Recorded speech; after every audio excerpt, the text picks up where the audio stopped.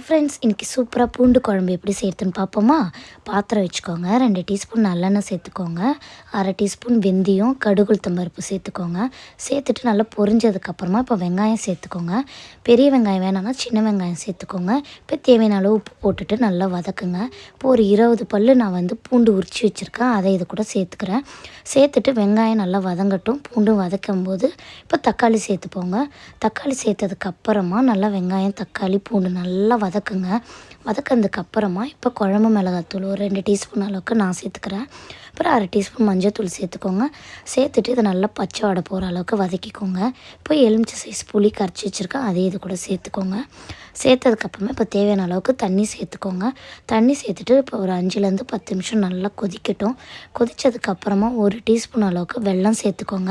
வெல்லம் சேர்த்துட்டு ஒரு 5 நிமிஷம் கொதிக்கட்டும். எண்ணெய் பிரிஞ்சு வரும். அவ்வளோதான், ரொம்ப சூப்பராக இருக்கும். ட்ரை பண்ணி பாருங்கள். தேங்க்யூ.